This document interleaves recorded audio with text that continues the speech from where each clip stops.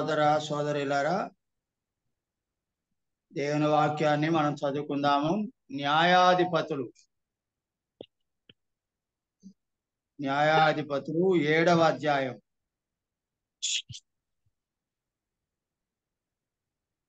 మొదటి 20 వచనాలు చదువుకుందాం. అప్పుడు 18 వరకు ఒక ప్యాసేజ్ లాగా ఉంటుంది. తర్వాత 1-2 వచనాలు అవసరాన్ని బట్టి చదువుకుందాం. న్యాయాధిపతులు 7వ అధ్యాయం.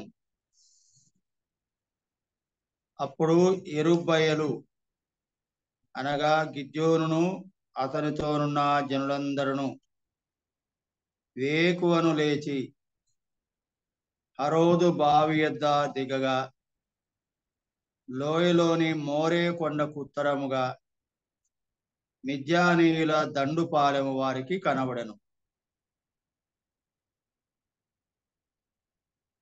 యెహోవా, నీతోనున్న జనులు ఎక్కువ మంది, నేను వారి చేతికి మిద్యానీయులను అప్పగింప తగదు. ఇశ్రాయేలీలు నా బాహుబలము నాకు రక్షణ కలగజేసిననుకొని నా మీద అతిశయించుదురేమో. కాబట్టి నీవు ఎవడు భయపడి వణుకుచున్నాడో వాడు త్వరపడి గిలాదు కొండ విడచి తిరిగి వెళ్ళవలెనని జనులు వినున్నట్లుగా ప్రకటించుమని గిద్యోనుతో సెలవిచ్చెను. అప్పుడు జనుల్లో నుండి 22,000 మంది తిరిగి వెళ్ళిరి. 10,000 మంది నిలిచి ఉండగా, యెహోవా, ఈ జనులు ఇంకా ఎక్కువ మంది, నీళ్ల యొద్దకు వారిని దిగజేయుము, అక్కడ నీ కొరకు వారిని శోధించెదను. ఇతడు నీతో కూడా పోవలెనని నేను ఎవని గూర్చి చెప్పుదునో వాడు నీతో పోవలను. ఇతడు నీతో పోకూడదని ఎవని గూర్చి నీతో చెప్పుదునో వాడు పోకూడదని గిద్యోనుతో సెలవిచ్చెను. అతడు నీళ్ల యొద్దకు ఆ జనమును దిగజేసినప్పుడు యెహోవా కుక్క గతుకున్నట్లు తన నాలుకతో నీళ్లను గతికిన ప్రతివారిని రాగుటకు మోకాళ్ళుని కృంగిన ప్రతివారిని వేరువేరుగా ఉంచుమని గిద్యోనుతో సెలవిచ్చెను. చేతితో నోటికి అందించుకొని గతికిన వారి లెక్క 300 మంది. మిగిలిన జనులందరూ నీళ్లు త్రాగుటకు మోకాళ్ళుని కృంగిరి. అప్పుడు యెహోవా గతికిన 300 మనుషుల ద్వారా మిమ్మును రక్షించెదను. మిద్యానీయులను నీ చేతికి అప్పగించెదను. జనులందరూ తమ తమ చోట్లకు వెళ్ళవచ్చునని గిద్యోనుతో సెలవిచ్చెను. ప్రజలు ఆహారమును బూరలను పట్టుకొనగా అతడు ప్రజలందరినీ తమ గుడారములకు వెళ్ళనంపెను. గాని ఆ 300 మందిని నిలుపుకొనెను. మిద్యానీయుల దండు లోయలో అతడికి దిగువగా ఉండెను. ఆ రాత్రి యెహోవా అతనితో ఇట్లనెను, నీవు లేచి దండు మీదికి పొమ్ము, నీ చేతికి పని అప్పగించెదను. పోవుటకు నీకు భయమైనడల నీ పనివాడైన పూరాతో కూడా దండుకు దిగిపోము. వారు చెప్పుకొనుచున్న దాన్ని వినిన తర్వాత నీవు ఆ దండులోనికి దిగిపోవుటకు నీ చేతులు బలపరచబడని చెప్పగా అతడును అతని పనివాడైన పూరాయిను ఆ దండులోనున్న సన్నద్ధుల యొద్దకు పోయిరి. మిద్యానీయులను అమాలేకీయులను తూర్పు వారు లెక్కకు మిడతల వలె ఆ మైదానంలో పరుండిరి. వారి ఒంటెలు సముద్ర తీరమందు ఇసుక రేణువుల వలె లెక్కలేనివై ఉండెను. గిద్యోను వచ్చినప్పుడు వాడు తాను కరిన కలను తన చెలికానికి వివరించుచుండెను. ఎట్లనగా, నేనొక కల గంటిని, అదేమనగా యవల రొట్టె ఒకటి మిద్యానీయుల దండులోనికి దొర్లి ఒక గుడారమునకు వచ్చి దాన్ని పడగొట్టి తలకిందు చేసినప్పుడు ఆ గుడారము పడిపోయేనని చెప్పాను. అందుకు వారి చిలికాడు, అది ఇశ్రాయేలుడైన యోవాషు కుమారుడు గిద్యోను ఖడ్గమే గాని మరేమి కాదు. దేవుడు మిద్యానీయులను ఈ దండంతను అతని చేతికి అప్పగించబోచున్నాడని ఉత్తరం ఇచ్చాను. చాలండి. ప్రియమైన సోదర సోదరిలారా, ఇటీవల మనం సంఘములో గురువారము బైబిల్ స్టడీలో గిద్యోను గురించి కొన్ని వారాలు మనం చదువుకొని ధ్యానం చేసుకున్నాం. గిద్యోను మరి 6వ అధ్యాయంలో మనం చూసినప్పుడు మిద్యానీయులు అనేటువంటి వారు బహు విస్తారమైన జన సమూహము వారిని మీదికి వెళ్ళి వారిని జయించవలసిన సందర్భంలో ఆ మిక్కిలి గొప్ప జనమును చూచి భయపడి మరి దాగుకున్నాడు అనే మాట మనం చదివినాం. ఆ మాట మనం 6వ అధ్యాయంలో మరి చూడవచ్చు. 11వ వచనం, యెహోవా దూత వచ్చి అబీయెజ్రీయుడైన యోవాషునకు కలిగిన వఫ్రాలోని మస్తకి వృక్షం కింద కూర్చుండెను. యోవాషు కుమారుడైన గిద్యోను మిద్యానీయులకు మరుగైనట్లు గానుగ చాటున గోధుమలను దులగొట్టుచుండగా యెహోవా దూత అతని కనబడి, పరాక్రమం గల బలాఢ్యుడా, యెహోవా నీకు తోడైనాడని అతనితో అనగా, గిద్యోను చిత్తమున ఏలినవాడా, యెహోవా మాకు తోడైనలా ఇదంతయు మాకేలా సంభవించను? యెహోవా ఐగుప్తులో నుండి మమ్మల్ని రక్షించనని చెప్పుచు మా పితరులు మాకు వివరించిన ఆయన అద్భుత కార్యం ఏమాయను? యెహోవా మమ్మల్ని విడిచిపెట్టి మిద్యానీయుల చేతికి మమ్మల్ని అప్పగించనని అతనితో చెప్పాను. అంతటా యెహోవా అతని తట్టు తిరిగి, బలము తెచ్చుకొని వెళ్ళి మిద్యానీయుల చేతి నుండి ఇశ్రాయేలును రక్షింపుము, నిన్ను పంపిన వాడు నేనే అని చెప్పగా,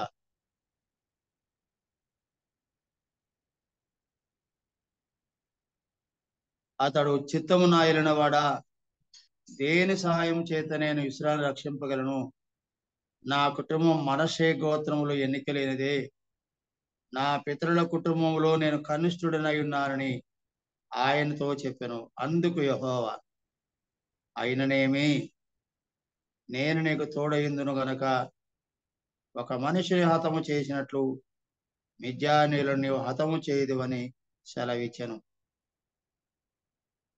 మిద్యానీయులు అనేవారు విస్తారమైన జనముగా ఉన్నారు. ఎంతమంది అంటే మిడతల దండంత విస్తారంగా ఉన్నారని 3వ వచనంలో చదువు. ఇలాంటి విస్తారమైన మిద్యానీయుల మీదకి వెళ్ళి యుద్ధము చేసి వారిని ఓడించి జయించుట అన్నది సాధారణ పరిస్థితులలో సాధ్యం కాదు. కానీ గిద్యోనును దేవుడు ఏర్పాటు చేసుకొని, నువ్వు వెళ్ళి వారిని హతమార్చి ఇశ్రాయేలును రక్షించుము అని దేవుడు గిద్యోనును ఎంతగానో బలపరుస్తూ ఉన్నాడు. గిద్యోను భయపడి మరి గానుగ చాటున దాగుకొని ఉన్నాడు. భయం అనేది మనిషిని దాక్కునేట్టుగా చేస్తుంది, ధైర్యం లేకుండా ఉంది. అయినా దేవుడు గిద్యోనును బలపరుస్తున్నాడు. మన బైబిల్లో ఎక్కువగా ఈ మాటలు మనం చదువుతూనే ఉంటాం, భయపడకము భయపడకము భయపడకము అని. జీవితంలో మనం కూడా మరి శత్రువులను, విరోధులను ఎదుర్కోవలసిన వారిగా ఉన్నాం. అపవాది వారి యొక్క దూతల సమూహము అన్నది మనకు విరోధంగా పనిచేస్తుంటారు. మనం అపవాదిని, వాని దూతల సమూహమును ఎల్లప్పుడూ ఎదుర్కొంటూనే ఉండాలి. ఎదురు పోరాడవలసిన వారిగా ఉన్నాం. అందుకే అంటాడు, మనం యుద్ధములు, పోరాటములు ఎల్లప్పుడూ ఉంటాయని, అవి మన శరీరములోనే ప్రారంభమవుతాయని. యుద్ధములు, పోరాటములు దేని వలన కలుగుతున్నవి? అవి మన శరీరమును బట్టి, శరీర ఇచ్చల బట్టి కదా అని యాకోబు పత్రికలో అంటాడు. మనం కూడా పోరాటముల మధ్యన మన జీవితాన్ని కొనసాగించాలి. పోరాటం. అందుకే పౌలు నేను మంచి పోరాటం పోరాడి తిని అంటాడు. మంచి పోరాటములు, అందులో మంచి పోరాటం.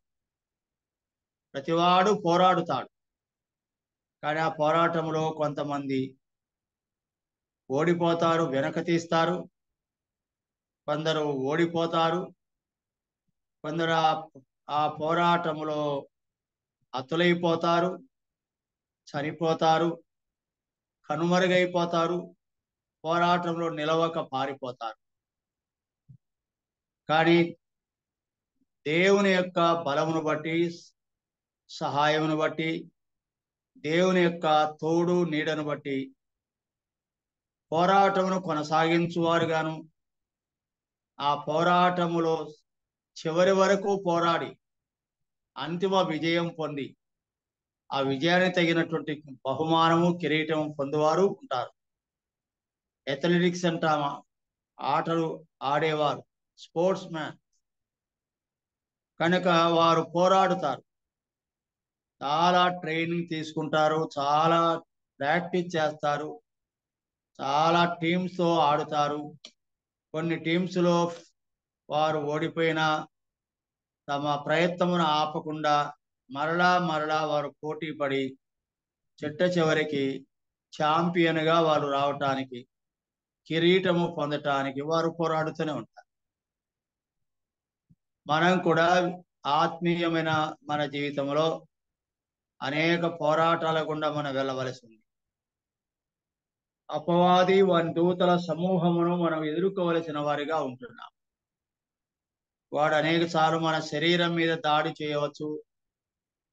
అందువల్ల శరీరములో అనారోగ్యం, నొప్పి, బాధ, అపాయము, ప్రమాదాల్లో కాలు విరిగిపోవడం, చెయ్యి ఇరిగిపోవడం, పడకన పడడం, ఆ రీతిగా మనం మరణావస్థ కూడా వెళ్ళడం, తద్వారా తల ఎత్తి అనేక సమస్యల గుండా మనం దాటవలసిన వారిగా ఉన్నాం. మన జీవితం, విశ్వాస జీవితం ఒక పోరాటం. మన ఎదుటి పక్షమైన వాడు సాతానుడు మనకంటే బలవంతుడు.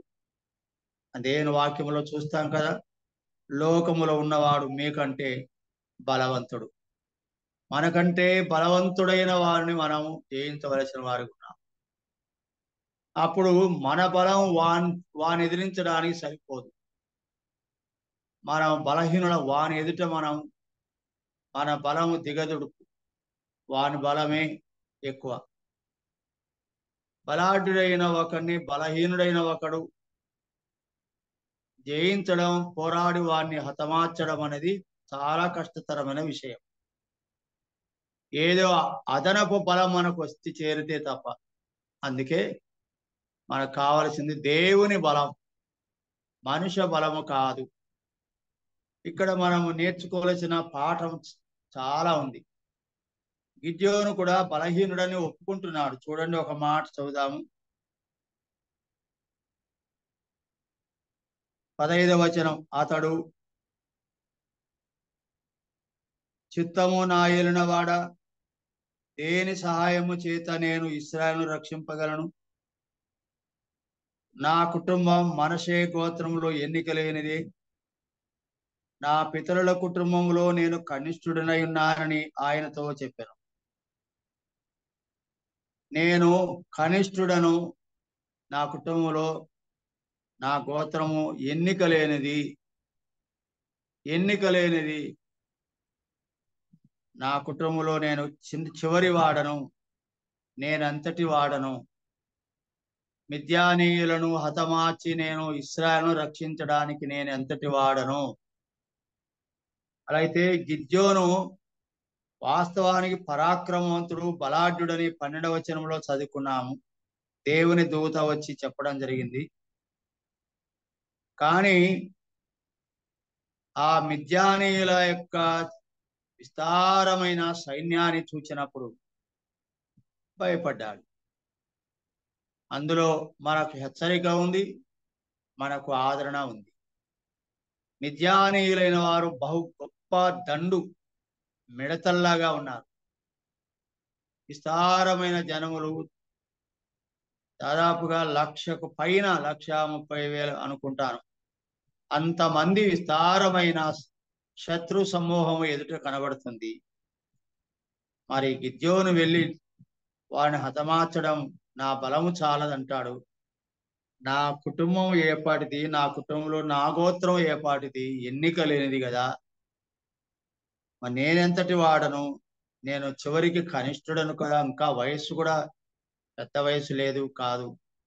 ఈ కొద్దిపాటి అనుభవంతో, ఈ కొద్దిపాటి జనముతో, ఈ బలహీనుడ నేను ఎలా వెళ్ళి ఆ విస్తారమైన మిద్యానీయుల సైన్యాన్ని జయించగలను అని అంటున్నప్పుడు 16వ వచనం, అయిననేమి, మంచి మాట, అయిననేమి నేను నీకు తోడయిందును అని ఒకే మనిషిని హతము చేసినట్టు నువ్వు మిద్యానీయులను హతము చేయదు అని అంటున్నాడు దేవుడు.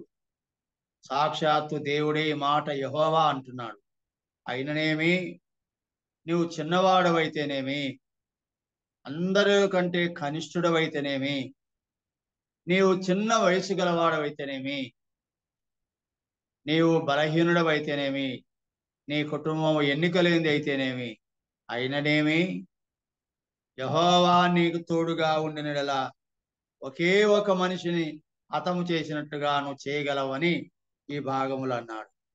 ఉదయకాలం మనకి మాట ఎంత మనసుకు, హృదయానికి ధైర్యాన్ని, ఆనందాన్ని, ప్రోత్సాహాన్ని, పురికొల్పునిచ్చేదిగా ఉంది. అయిననేమి యెహోవా నీకు తోడుగా ఉండేలా. ఎక్కువ మంది బలం, విస్తారమైన జనము ఉంటేనే గెలుస్తావని కాదు, దేవుడు తోడుగా ఉంటే మనం గెలవు. కనుక ఎక్కువ మందిని విస్తారమైన జనము కంటే దేవుడు తోడుగా ఉంటే మంచిది.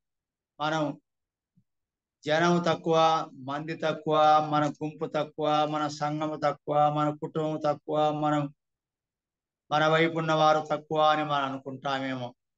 లేదు లేదు, దేవుడు మన పక్షముగా ఉంటే చాలు అని ఇందులో పాఠం నేర్చుకుంటున్నాం.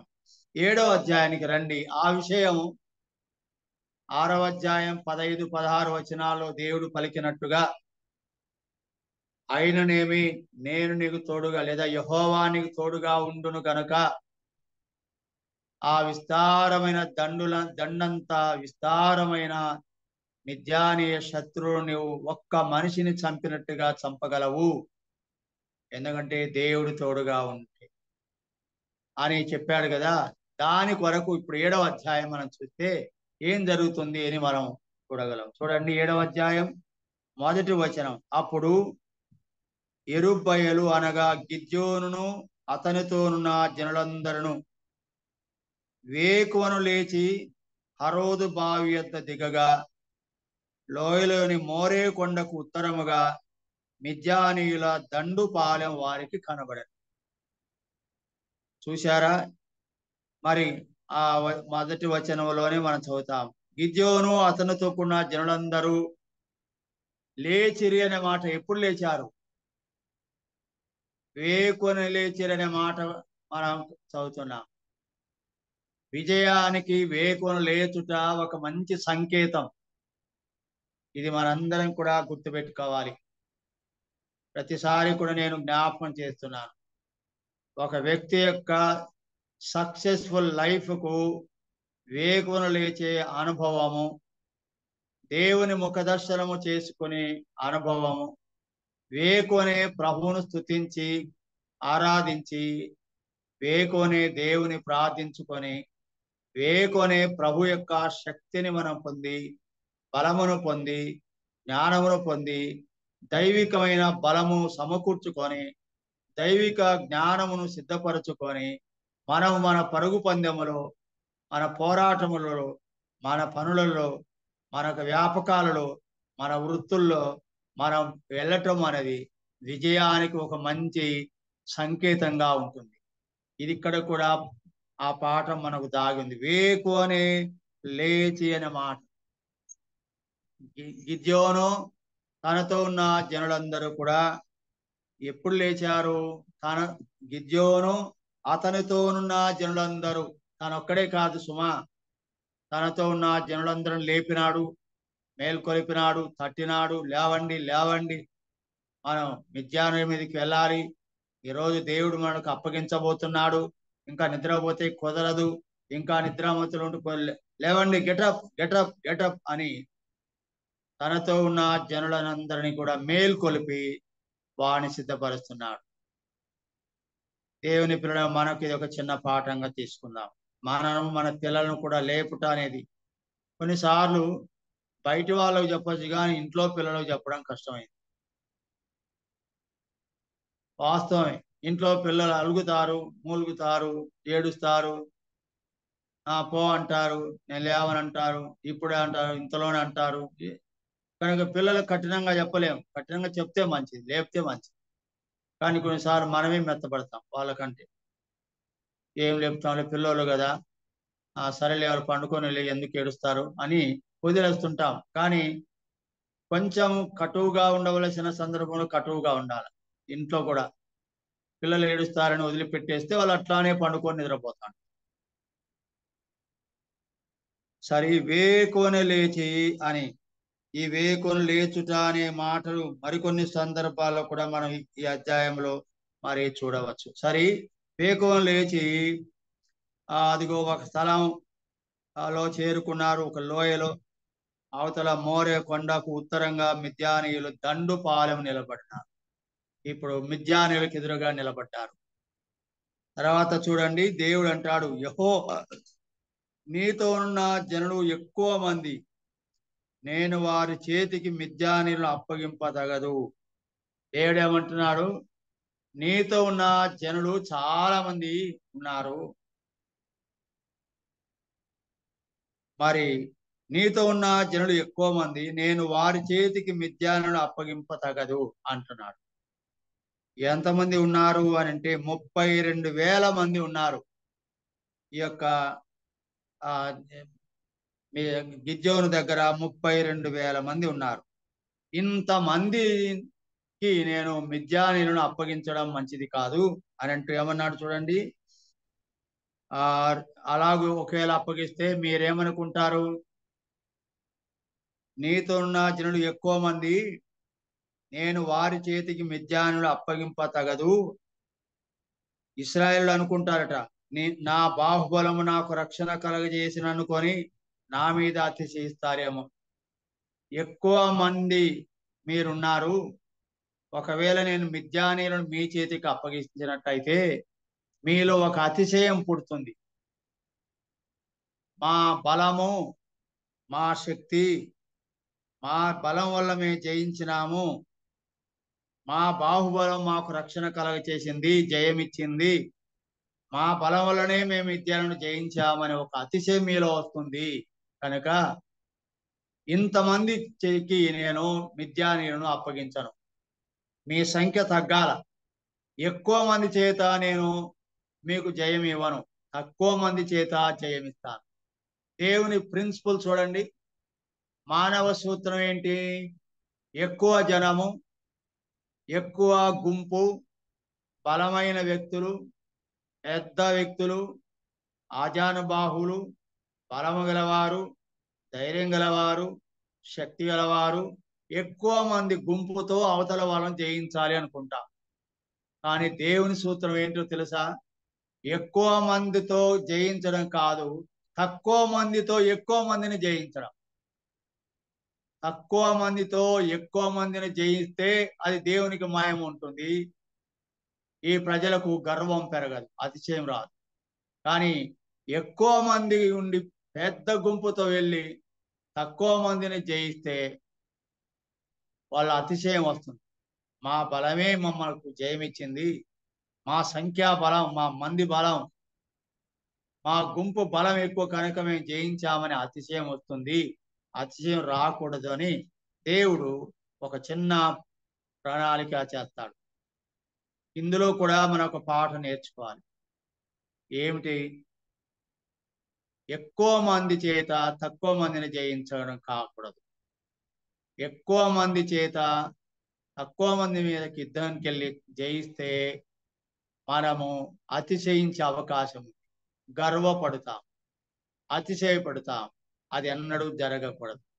అలా జరగకూడదంటే తక్కువ మంది చేత ఎక్కువ మందిని జయించగలిగితే అప్పుడు దేవుడు ఈ కార్యం చేశాడు అని లోకానికి కనపడుతుంది. తర్వాత చూడండి ఏమంటాడో 3వ వచనం.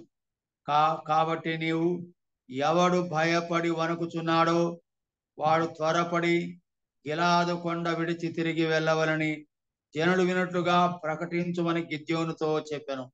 ఏమంటాడు దేవుడు? నీవు జనులు ఇప్పుడు చాలా మంది ఉన్నారు, ఇంతమందితో నీవు యుద్ధానికి వెళ్ళి మిథ్యానం చేయించకూడదు, నీ సంఖ్య తగ్గాలి అంటాడు. సంఖ్య తగ్గాలంటే అందరికి ఒక ప్రకటన చేయి. మీలో ఎవరైనా భయపడేవాడుంటే మీరు వెనక్కి ఇళ్ళకు వెళ్ళండి అని చెప్పండి. మీలో ఎవడైనా భయపడుతున్నాడు, పిరికివారు ఎవరైనా ఉంటే మిథ్యానీయుల మీదకి వెళ్ళి యుద్ధం చేసి ప్రాణాలు పోగొట్టుకోవాల్సి వస్తుందేమో, అట్లా భయపడేవారు ఎవరైనా ఉంటే మీ ఇళ్ళకి వెళ్ళిపోండి అని చెప్పగా ఎంతమంది వెళ్ళారో చూడండి చివరి లైన్లో. అప్పుడు జనంలో నుండి 22,000 మంది తిరిగిపోయినారు. 22,000 మంది పిరికివారు. గుంపు పెద్దదిగా ఉంది కానీ పనికిమాలిన వాళ్ళు అంతగా ఉంది. చూడ్డానికి అంతే, వాళ్ళు అంతా పిరికి వాళ్ళు. ఇలాంటి పిరికి వాళ్ళు ఎంతమంది ఉంటే ఏం ప్రయోజనం? కనుక గిద్యోను ఆ మాట ఆ ప్రజలకు చెప్పినప్పుడు వాళ్ళలో ఎంతమంది వెళ్ళిపోయినారట? 22,000 మంది తిరిగి తమ తమ ఇళ్ళకి వెళ్ళారు. ఇప్పుడు ఎంతమంది మిగులుతారు? 4వ వచనం. 10,000 మంది నిలిచి ఉన్నారు. 32,000 మందిలో 20,000 మంది ఇండ్లకి వెళ్ళిపోయినారు తిరిగి. ఇక కేవలం 10,000 మంది ఉన్నారు. అయినా 10,000 మందికి కూడా నేను మిథ్యానును అప్పగించను, ఇంకా తగ్గిపోవాలని మరొక పరీక్ష పెట్టాడు. వీళ్ళందరినీ నీళ్ళ దగ్గరికి తీసుకెళ్ళు, నీళ్ళలో దించు. చూడండి మాట 4వ వచనం. నీళ్ళ ఎద్దుకు వారిని దిగజేయము, అక్కడ నీ కొరకు వారిని శోధిస్తాను. ఇతడు నీతో కూడా పోవాలని నేను ఎవని గురించి చెప్తునో వాడు నీతో ఉండాలి. ఇతడు నీతో పోకూడదని ఎవని గురించి నీతో చెప్తునో వాడు పోకూడదని గిద్యోనుతో సెలవిచ్చాను. ఎవరు నీతో ఉండి యుద్ధానికి పోవాలో వారు మాత్రమే ఉండనివ్వాలి. ఎవడు తిరిగిపోవాలో చెప్తాను, వారు వెళ్ళిపోవాల్సిందే అని చెప్పడం జరిగింది. 5వ వచనం. అతడు నీళ్ళ యొద్దకు ఆ జనం దిగజేసినప్పుడు యెహోవా ఇలాగంటాడు, కుక్క గతికినట్లు నీళ్లను త్రాగేవాడు ఎవడైనా ఉంటే, కుక్క గతుకున్నట్లు తన నాలుకతో నీళ్లను గతికిన ప్రతివారిని, త్రాగుటకు మోకాళ్ళని కృంగిన ప్రతివారిని వేరు వేరుగా ఉంచుమని గిద్యోనుతో సెలవిచ్చాను. నీళ్ళలోకి దించు, నిలబడి నీళ్లు తాగే వాళ్ళు ఉంటే వాళ్ళని అలాగు నీ దగ్గర ఉంచుకో. మోకాళ్ళు వంగి నీళ్లు గతికి ఆ నీళ్లు త్రాగడానికి మోకాళ్ళుని కృంగిన ప్రతివాడిని వేరుగా ఉంచు అని అంటున్నాడు. 6వ వచనం. చేతితో నోటికి అందించుకొని గతికిన వారి లెక్క 300 మంది. మిగిలి జనులందరూ నీళ్లు త్రాగుటకు మోకాళ్ళను కృంగిరి. అప్పుడు యెహోవా, గతికిన 300 మంది మనుషుల ద్వారా మిమ్మల్ని రక్షిస్తాను, మిద్యానుని మీ చేతికి అప్పగిస్తాను అని అంటాడు. కనుక నిలబడి నీళ్లు త్రాగి బ్రతికిన వారు 300 మంది చివరికి. మిగతా వారు నీళ్లు త్రాగడానికి మోకాళ్ళు నీళ్ళలో కృంగిపోయినారు. కేవలం చివరికి మిగిలింది 300 మంది.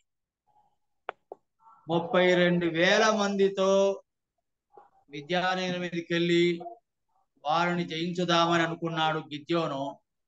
నో నో నో నో 32,000 మందిని నేను అనుమతించను, పిరికి వారైన వారిని వెనక్కి పంపించు అని మొదట చెప్పాడు.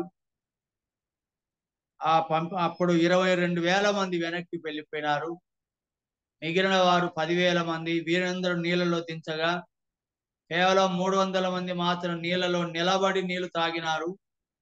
మిగిలిన వారు నీళ్ళలో మునిగిపోయారు. ఈ 300 మందితో యుద్ధానికి వెళ్తున్నాడు. చూశారా ప్రియులారా? 30,000 మంది ఎక్కడ, 300 మంది ఎక్కడ? 30,000 మంది పెద్ద దండుతో యుద్ధానికి పోయి మిద్యానును జయించిన ఇశ్రాయేలులో అవుతుంది అని దేవుడు చెప్పాడు. కనుక అంతమంది చేత నిన్ను పంపను, నేను కొద్ది మంది చేత మీరు వెళ్ళాలి అని దేవుడు గిద్యోనుకు చెప్పడం జరిగింది. ఇందులో గొప్ప పాఠం మన జీవితంలో నేర్చుకోవాలి. ఎక్కువ మంది చేత మనం ఏదో సాధిస్తామని గొప్ప జనాన్ని ఎప్పుడు మనం కోరుకోకూడదు. యేసు ప్రభు వారిని మనం గమనిస్తున్నప్పుడు ఆయన దగ్గరికి విస్తారమైన జనసమూహములు వచ్చారు. కానీ విస్తారమైన జనసమూహములో తాను ఉండగోరలేదు. ఎప్పుడు వారందరిని విడిచి ఆయనంతటా ఆయనే బయటికి వచ్చి ఆ జనసమూహను విడచి నడచి దూరమునకు అరణ్యమునకు వెళ్ళను అని రాయబడి. దేవుని మనం కూడా ఆత్మీయముగా విజయం పొందాలంటే పెద్ద పెద్ద గుంపులు, సమాజాన్ని, సమూహాలను మనం కోరుకోకూడదు. ఎక్కువగా ఏకాంతముగా, ఒంటరిగా, ప్రత్యేకంగా మన జీవితాన్ని మనం గడుపుకోవాలి. ఎక్కువ మంది చేతనే మరి విజయాలు వస్తాయని తలంచకూడదు. తక్కువ మంది చేత కూడా విజయం ఇచ్చినాడు. ఇక్కడ ఒక మాట మనం మొదటి సమూయేలు గ్రంథం చూడండి. మొదటి సమూయేలు గ్రంథం 25వ అధ్యాయం. మొదటి సమూయేలు గ్రంథం 25వ అధ్యాయం కూడా ఇలాంటి మాటలే మనం చూడవచ్చు. 25వ అధ్యాయం, మొదటి సమూయేలు గ్రంథం 25వ అధ్యాయము, 25వ అధ్యాయము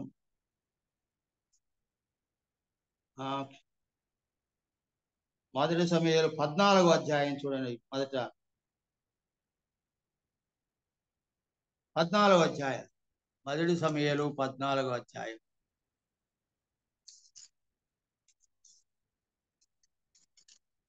ఆరో వచనం చదువుకుందాం. యోనాతాను, దావీదు మరి సౌలు కుమారుడైన యోనాతాను అంటున్న మాట, ఈ సున్నతి లేని వారి దండు కాపురుల మీదికి పోదము రమ్ము. ఎవరంటే ఫిలిస్తీన్లు. ఇక్కడ ఫిలిస్తీన్లు, అక్కడనేమో మిద్యానీయులు, గిద్యోను వెళ్ళిన సందర్భం.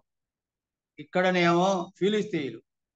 ఈ ఫిలిస్తీన్లు ఈ సున్నతి లేని వారు అంటే అన్యులైన వారు, మారు మనసు పొందక, రక్షించబడక, బాప్తిసం పొందని అన్య జనాంగం అనుకుందాం. ఈ సున్నతి లేని వారు దండు కాపురుల మీదికి పోదము రమ్ము. యెహోవా మన కార్యమును సాగించునేమో. అనేకుల చేతనైనను కొద్ది మంది చేతనను రక్షించుటకు యెహోవాకు అడ్డమా. ఈ ఫిలిస్తీన్ల దండు విస్తారమైన దండు, పెద్ద దండు. వెళ్దాం రండి. ఏమీ దేవునికి అసాధ్యమా? కొద్ది మంది చేతనను అనేకుల చేతనను రక్షించడానికి దేవునికి అడ్డమా అని తన ఆయుధములు మోయువానితో చెప్పగా. గమనించారా ప్రియులారా? అనేక మంది చేతనైనను కొద్ది మంది చేతనైనను రక్షించుటకు దేవునికి ఏం అడ్డం లేదు. రక్షించువాడు ఆయన, కాపాడువాడు ఆయన. కనుక మనం మొట్టమొదటినే చదువుకున్న వాక్య భాగంలో న్యాయాధిపతుల 6వ అధ్యాయంలో, అయిననేమి యెహోవా నీకు తోడుగా ఉంటాడు, యెహోవా నీకు తోడుగా ఉంటాడు. దేవుడు యొక్క హస్తము నీకు తోడుగా ఉంటుంది. కనుక నేను నీకు తోడయిందును కనుక ఒకే మనిషిని చంపినట్టుగా నువ్వు చంపగలవు.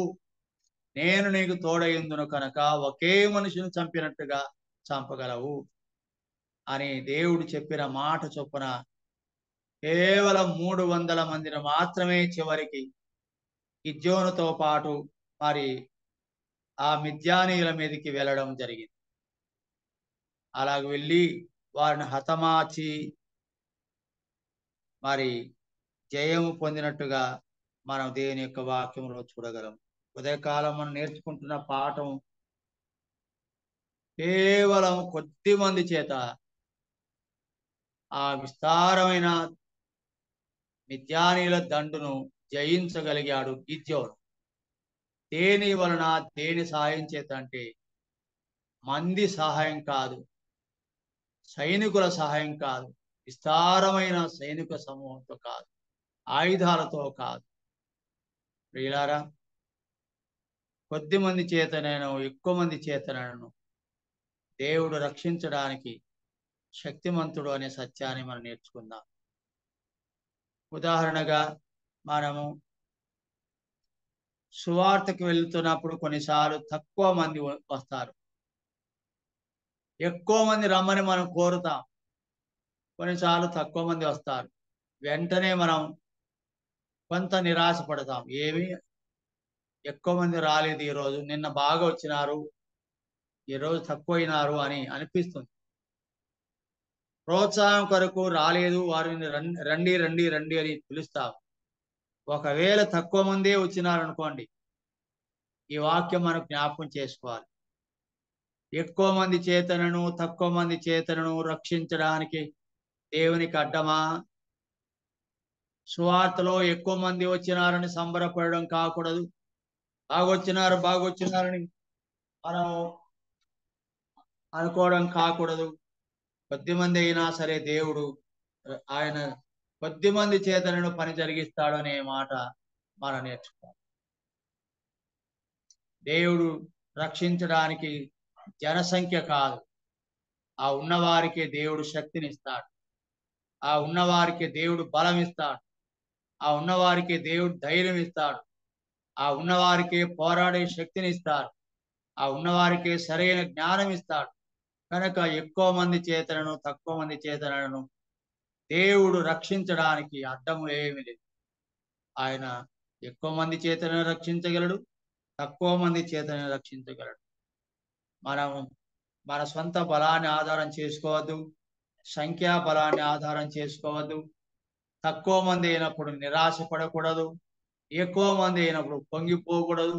ఎక్కువ మంది వస్తే ఇప్పుడే మనం చదువుకున్నట్టుగా నీవు ఎక్కువ మంది చేత జయం పొందితే అతిశయిస్తారు. మనం కూడా జనం బాగా వస్తుంటే సంబరంగా మాట్లాడు తప్ప చాలా మంది వచ్చారు, ఎంతమంది వచ్చారు, అంతమంది వచ్చారు కేకలేస్తుంటాం, సంబరపడినట్టుగా ఉంటాం, అతిశయం. తక్కువ మంది వస్తే నిరాశపడతాం, డామాలుగా పడేది. ఎన్నడూ అలా జరగకూడదు.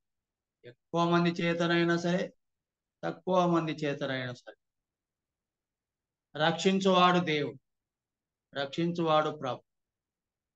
కనుక సువార్తకి వెళ్ళవలసినప్పుడు మనం ఈ మాటను ఆధారం చేసుకొని దేవుడు కొద్ది మంది చేతను కానీ ఎక్కువ మంది చేత కానీ రక్షిస్తాడు ప్రజలను. ఎక్కువ మంది వచ్చినప్పుడు ఉప్పొంగిపోకూడదు, తక్కువ మంది వచ్చినప్పుడు నిరాశపడకూడదు. దేవుడు మనకు తోడుగా ఉంటే అంతే చాలు అని ప్రభు యొక్క తోడును మనం కోరుకొని, ప్రభు యొక్క సన్నిధిని మనం కోరుకొని ప్రార్థనాపూర్వకంగా మనము సువార్తకు వెళ్ళాలని ఒక పాఠంగా నేర్చుకుందాం. ఉదయకాలం గిద్యోను మిద్యానీయులను తక్కువ మంది చేతనే వెళ్ళి వారి మీద జయం పొందినట్టు, మిద్యానీయులను హతమార్చినట్టు మనం నేర్చుకుందాం. అపవాదిని వాని దూతల సమూహమును కూడా మనం జయించడానికి అంతరంగముల ఆత్మశక్తిని కలవారం దేవునికి లోబడి దేవుని బలమును బట్టి అపవాది ఎదిరించుటకు మనం పూనుకుందాం. మనంతరం మనమే పూనుకోకూడదు. దేవుడు మనకు తోడుగా ఉండును గాక. దేవుని బలమే మనను బలపరచును గాక. దేవుని సహాయములనే మనం జయం పొందుదు గాక. మన సొంత బలం, మన సొంత శక్తి, మన సొంత జ్ఞానం, మన సొంత ఉబలాట దేనికి పనికి రాదని మనం తెలుసుకుందాం. అలాగ ప్రభు కొరకై మనం ప్రార్థన చేసుకొని సిద్ధపడి అటు వ్యక్తిగతమైన జీవితంలోను, అటు సేవా జీవితంలోను ముందుకు సాగుదాం గాక. ప్రేరేపించడం